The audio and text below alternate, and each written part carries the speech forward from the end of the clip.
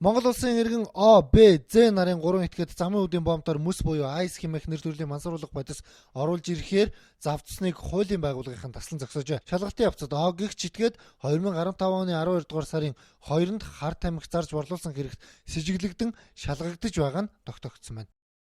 Эрүүгийн хуулийн 192-ийн 2 зааснаар эрүүгийн хэрэгт шалгагдаж байх хугацаанд энэ төрлийн гэмтрийг дахин үйлдсэн нь бол шалгалтын явц тогтоогдож байна.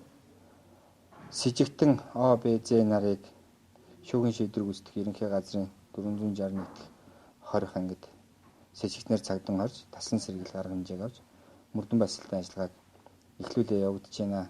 Энэ удаагийн баривчилгаанд нийлүүлэгч, захиалагч мөн худалдан авах гэж байсан этгээдүүдийг илрүүлж саатуулсан гэх мэдээлэл байна. Цагдаагийн бие бүрэлдэхүүн Харт амихны гэмт хэрэгтэй эрчимтэй тэмцэж эхэлсэн. Он гарснаас хойш Харт амих мансууруулах бодистой холбоотой 69 гэмт хэрэгт 160 хүнийг саатуулаад байна. Эдгээр хүмүүс 18-аас 35 насны залуучууд байгаамаа.